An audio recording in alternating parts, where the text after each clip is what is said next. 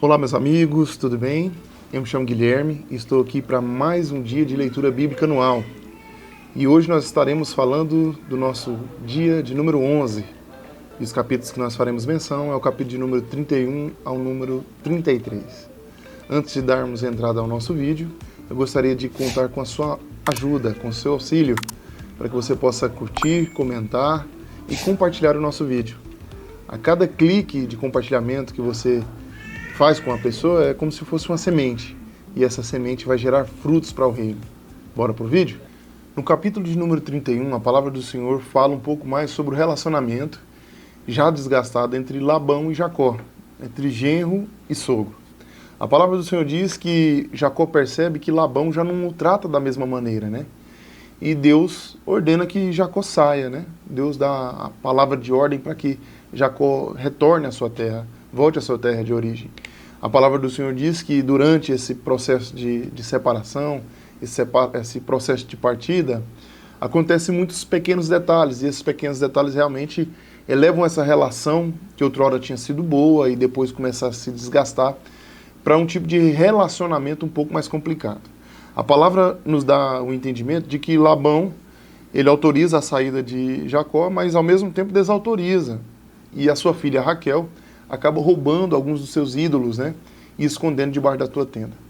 Esse tipo de roubo suscita a ira de Labão, que o persegue. Ele persegue Jacó e começa ali realmente aquele embate, como se fosse uma perseguição de fato para ceifar a vida de Jacó e de toda a sua família.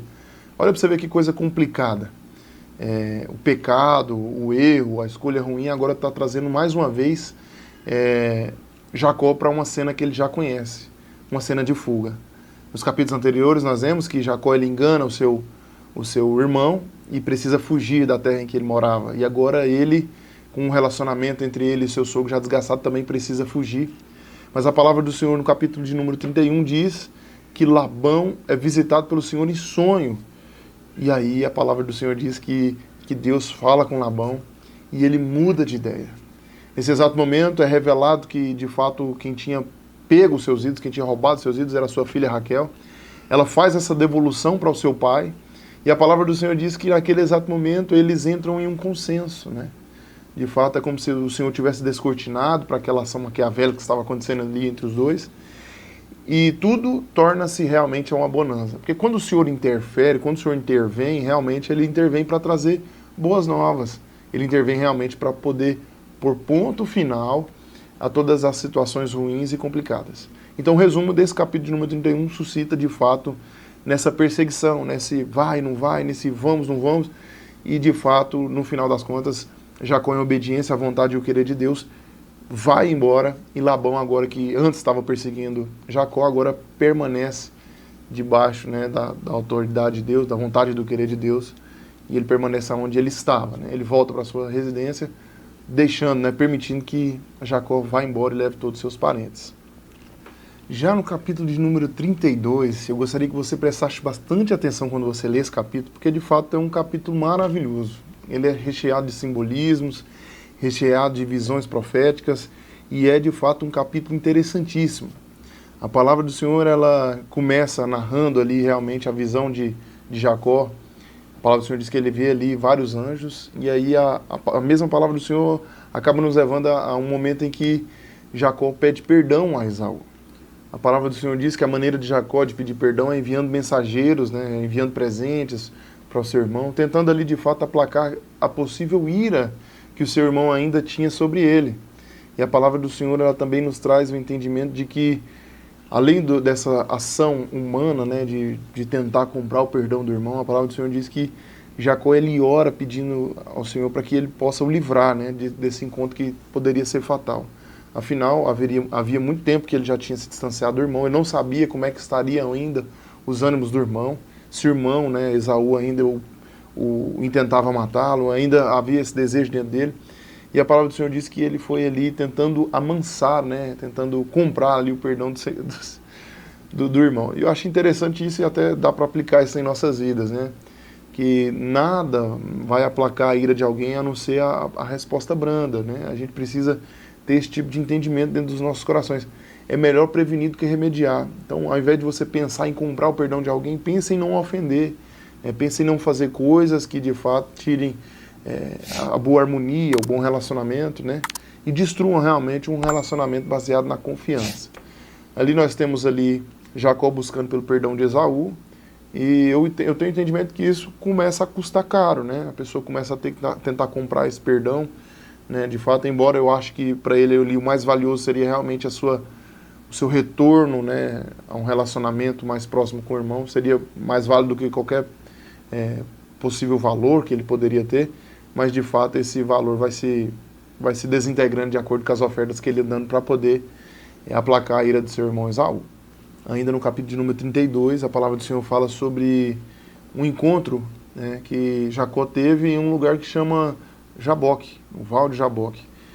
E eu gostaria realmente que você prestasse muita atenção quando você passar por esse trecho desse capítulo, que a palavra do Senhor ela vai dar uma ênfase maravilhosa e que faz todo o sentido na vida de Jacó. A palavra do Senhor diz que ao encontrar com o anjo, ele luta ali durante uma noite inteira pedindo para que fosse abençoado. E assim, a gente entende que realmente era uma luta desigual, né? Jacó, um homem lutando com um anjo, isso não aconteceria de fato, até porque um anjo ele tem poder para dizimar nações, né? E ali, mas é como se fosse um simbolismo, né? Essa luta, essa insistência, essa vontade de ser abençoado. E a palavra do Senhor diz que durante uma noite inteira ele batalhava contra esse anjo, e a palavra do Senhor diz que ele prevaleceu. E ali a identidade de Jacó é mudada juntamente com a parte do seu corpo. Olha que coisa interessante. O anjo ele tocou na coxa de Jacó, e a partir daquele exato momento Jacó não mais andaria, ele mancaria, né?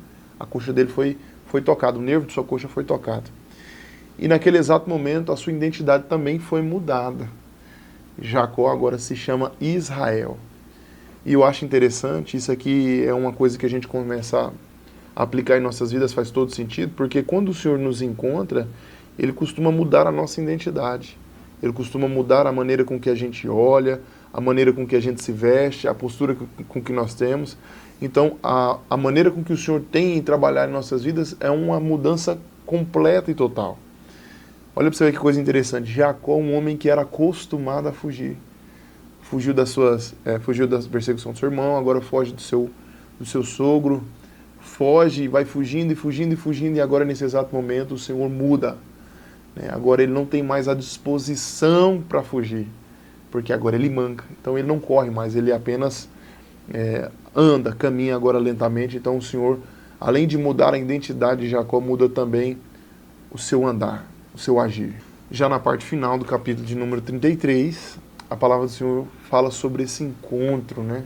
A palavra do Senhor diz que Jacó ele alcançou o perdão do irmão. E isso é interessante porque a palavra do Senhor diz que o Senhor nos reconcilia com os nossos inimigos. E aquele que outrora era inimigo, era o perseguidor de Jacó, agora Israel, né? O deixa de perseguir e ele alcança a favor. A palavra do Senhor diz que ele nem quer aceitar os presentes, né? Era como se tivesse todo aquele esforço tendo sido em vão, porque o Senhor já tinha aplacado essa ira dentro de seu irmão Esaú. Mas esse encontro no capítulo 33 também leva você a meditar, né? Porque de fato foi um encontro maravilhoso de um Senhor reconciliando um irmão com o outro, né? Então também aqui deixo uma palavra para você. Talvez hoje na sua vida seja um dia de reconcílio. Talvez seja necessário você procurar alguém que você tem muito tempo que não fala, que às vezes interrompeu ciclos e que você precisa ir atrás, pedir perdão, né? Alcançar o perdão dessa pessoa de fato, né? Porque acho que essa é a intenção do Senhor, é que nós possamos estar realmente em paz com todos, sermos verdadeiros pacificadores. E no término desse vídeo eu gostaria de pedir a você encarecidamente que curta o nosso vídeo, que comente aqui embaixo, que se possível for se inscreva em nosso canal e compartilhe esse vídeo com algum dos seus amigos, porque se é bênção para você, pode ser bênção para alguém também.